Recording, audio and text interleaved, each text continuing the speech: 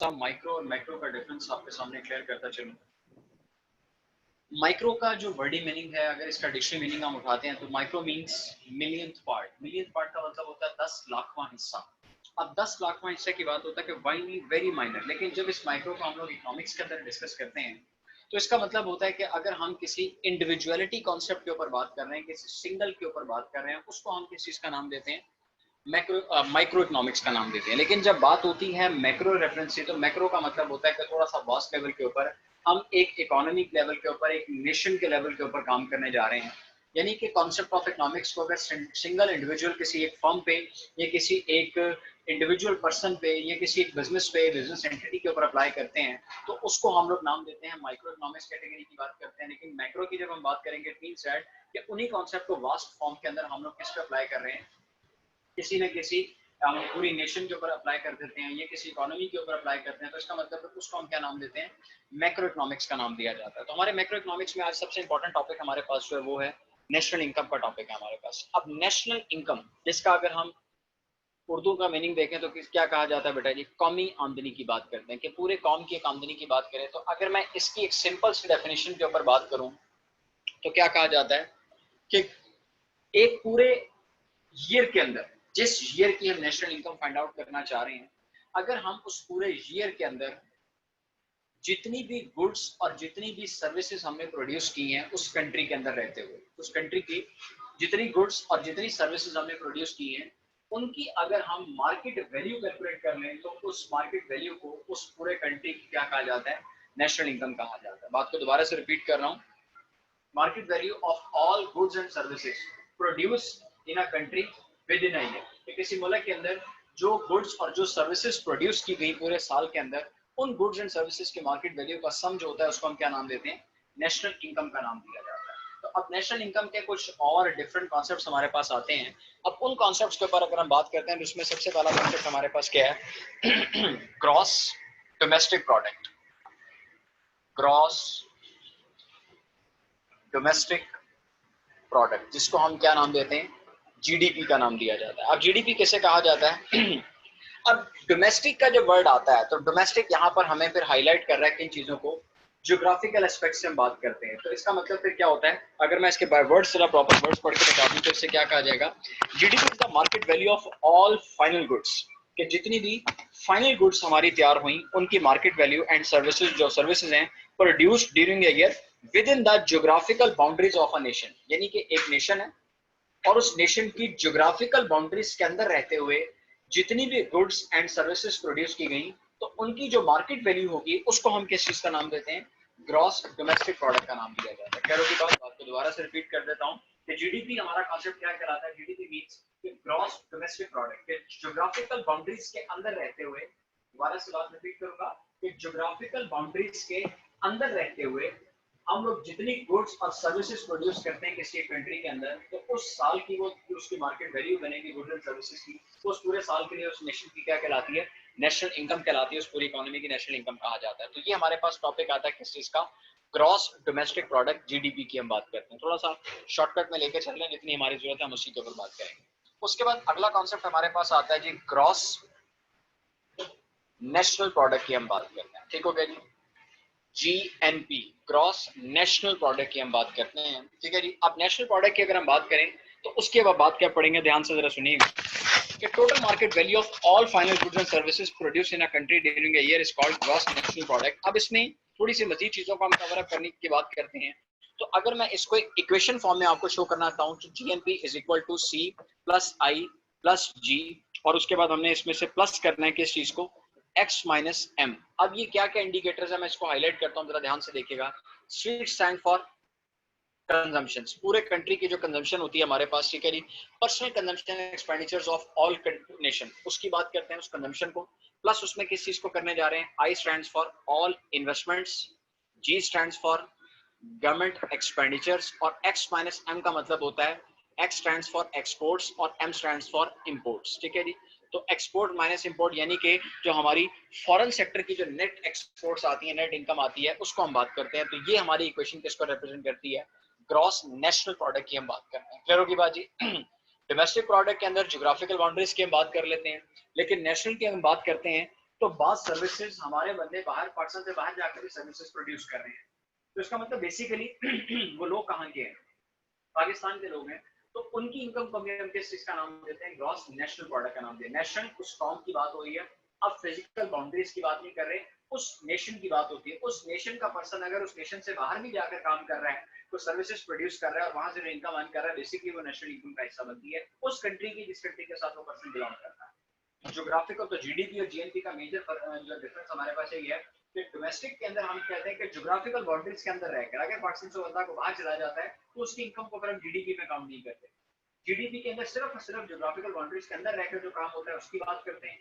और जीएनपी की जब हम बात करते हैं तो जीएनपी का मतलब ये है कि नेशनल लेवल की बात कर रहे हैं कि अगर हमारे मुल्क के बंदे पाकिस्तान से बाहर जाकर भी काम कर लेते हैं तो उनकी कमाई हुई जो इनकम होगी उसको भी हम किसमें कंसिडर करते हैं, नेशनल इनकम के अंदर भी उसको भी कंसिडर किया जाता है। क्लियर होगी बात बेटा जी? चलिए अब इससे बात अगला कॉन्सेप्ट हमारे पास जीएनपी से रिलेट करता है। अब एनएनपी की बात करते हैं, नेट नेशनल प्रोडक्ट।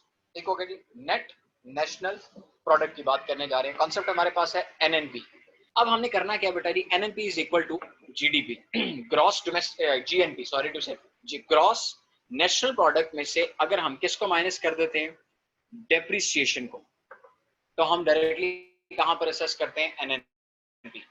अब डेप्रिसिएशन अलाउंस, इस चीज का आपको पता ही है बेटा जी कि अकाउंटिंग के टर्म डेप्रिसिएशन कहा कैसे जाता है। अभी मैं सिर्फ एक सिंपल वर्ड्स में यहाँ पे एक्सप्लेन करता हूँ, बाकी मेजर टॉपिक डिटेल पे जाकर जब हम अकाउंटिंग डिस्कस करेंगे इंशाल्लाह तो वहां पे पढ़ेंगे। तो डेप्रिसिएशन किसे कहा जाता है, decrease in the value of asset due to multiple reasons. मैं यहाँ पर सिर्फ due to wear and tear नहीं बोलूंगा क्योंकि अक्सर बुक्स में आपको डेफिनेशन मिलती है gradual decrease in the value of asset due to wear and tear. Wear and tear एक कॉज है डेप्रिसिएशन के, इसके अलावा भी मल्टीपल कॉजेज हैं। तो हम यहाँ पर सिर्फ इतनी बात करते हैं कि gradual decrease in the value of asset due to any reason, किसी भी वजह से एसेट की वैल्यू में कमी आना, उसको हम क्या नाम देते हैं, डेप्रिसिएशन का नाम दिया जाता है। तो अगर हम अपने जीएनपी में से डेप्रिसिएशंस को माइनस कर देते हैं तो बाकी हमारे पास क्या बचता है, नेट नेशनल प्रोडक्ट का नाम दिया जाता है। ठीक हो गया। और it is also called national income. ठीक है जी, at national income at market price, इसको भी याद रखिएगा। ठीक हो गया जी, कि नेशनल इनकम को हम क्या नाम देते हैं, एट मार्केट प्राइस का नाम भी इसको दिया जाता है। क्लियर होगी बात? लेकिन अब अगर हम एग्जैक्ट नेशनल इनकम के कॉन्सेप्ट के ऊपर आना चाहते हैं तो जरा उसका कॉन्सेप्ट भी ध्यान से देखिएगा। अब ये चेन सिस्टम है, हम चल रहा है सिस्टम, तो जरा इजीली आपको समझ आ जाएगा। नेशनल इनकम अक्सर किस तरह से निकलती है कि हम एनएनपी नेट नेशनल प्रोडक्ट में से अगर मैं माइनस करता हूं किस चीज को, इनडायरेक्ट टैक्सेस को, और प्लस कर देता हूं किस चीज को, सब्सिडीज को, तो हमारे पास क्या निकल आती है, नेशनल इनकम निकल आती है। नेट नेशनल प्रोडक्ट माइनस हमने किसको किया, इसमें से इनडायरेक्ट टैक्सेस को, इनडायरेक्ट बिजनेस टैक्सेस, जिसकी सबसे बेस्ट एग्जांपल हमारे पास कौन सी है, सेल्स टैक्स। तो हमने क्या करना है कि अपने नेट नेशनल प्रोडक्ट्स में से हमने सेल टैक्स को क्या कर देना है, माइनस कर देना है। और सेल टैक्स माइनस करने के साथ साथ हमने सब्सिडीज को इसके अंदर क्या कर देना है, हम लोगों ने ऐड कर देना है। तो ये करने के बाद हमारे पास जो आंसर आएगा that will be called eight national income का इसको नाम दिया जाता है। क्लियर होगी बात बेटा? ये हमारे पास चार कॉन्सेप्ट हो गए। पांचवें कॉन्सेप्ट के ऊपर हम लोग आते हैं, तो that is called personal income. ठीक है, personal income stands for pi. अब पीआई का मतलब क्या होता है बेटा हमारे पास, ठीक है जी, जरा इसको ध्यान से देखिएगा। National income minus social security contribution. ठीक हो गया जी, नेशनल इनकम में से सोशल सिक्योरिटी कंट्रीब्यूशन आपने माइनस करनी है, माइनस फर्दर से क्या करना है, कॉर्पोरेट टैक्सेस, इसको भी आपने माइनस करना है, माइनस अनडिस्ट्रीब्यूटेड प्रॉफिट, वो आपने इसमें से माइनस करना है, और प्लस ट्रांसफर पेमेंट्स। ये हमारे पास क्या निकल आती है, नेशनल इनकम के थ्रू हम क्या निकाल लेते हैं, pi. Pi stands for personal income की बात करते हैं। ठीक हो गया जी। अब दोबारा से देख लें इसका फॉर्मूला कि नेशनल इनकम में से सोशल सिक्योरिटी कंट्रीब्यूशंस को हमने माइनस करना है, कॉर्पोरेट टैक्सेस को माइनस करना है, अनडिस्ट्रीब्यूटेड प्रॉफिट्स को माइनस करना है, और ट्रांसफर पेमेंट्स को हमने इसमें क्या करना है, ऐड करना है। तो ये इक्वेशन के थ्रू आ जाता है। क्लियर होगी बात बेटा? तो इसको पर्सनल इनकम का नाम दिया जाता है। अब इसके बाद इससे अगला कॉन्सेप्ट हमारे पास आता है डिस्पोजेबल पर्सनल इनकम की हम बात कर रहे हैं। ठीक है जी, डिस्पोजेबल पर्सनल इनकम डीपीआई की बात करते हैं। That is stands for pi, personal income.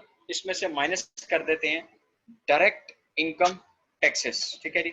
जो डायरेक्ट टैक्सेस हमारी इनकम के ऊपर लगती हैं उसको अगर इसमें से माइनस कर दें तो जो बाकी इनकम बचेगी that is called disposable personal income, के जिसको हम चाहें तो क्या कर सकते हैं, डिस्पोज ऑफ कर सकते हैं, उसको हम किसी का नाम देते हैं डिस्पोजेबल पर्सनल इनकम का नाम दिया जाता है। ये हमारे पास इसका कॉन्सेप्ट था। इससे नेक्स्ट कॉन्सेप्ट हमारे पास आता है पर कैपिटा बाय पॉपुलेशन, ठीक हो गया जी। तो वेरी सिंपल, हम क्या काम करते हैं कि पर कैपिटा इनकम जो हमारे पास आती है वो किस तरह से निकलती है कि जो पूरे मुल्क की नेशनल इनकम निकली है हमारे पास पूरे नेशन की, उस नेशनल इनकम हमने किस पर डिवाइड कर दिया और पॉपुलेशन के ऊपर डिवाइड किया, तो फाइनली हमारे पास फिर क्या आ जाता है, हमारे पास किया था स्टेटमेंट दोबारा से कितने हद तक के कॉन्सेप्ट क्या करें एक साल में जितनी गुड्स एंड सर्विसेज प्रोड्यूस की जाती है उसके मार्केट वैल्यू पे लगा दी जाए तो उसको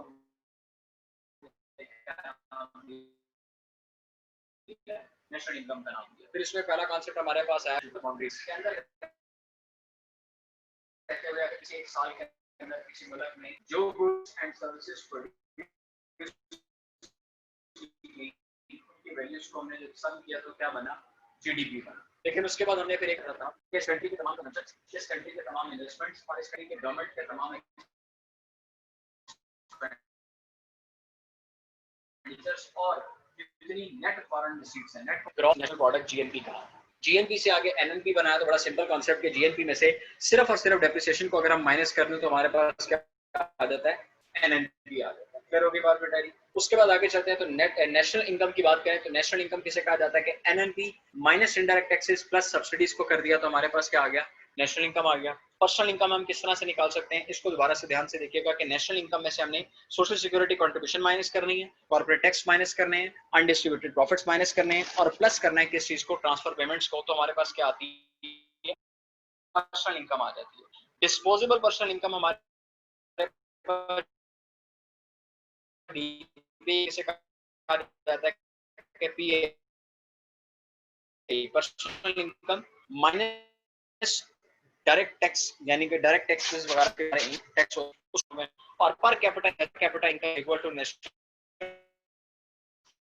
different concepts say with reference to the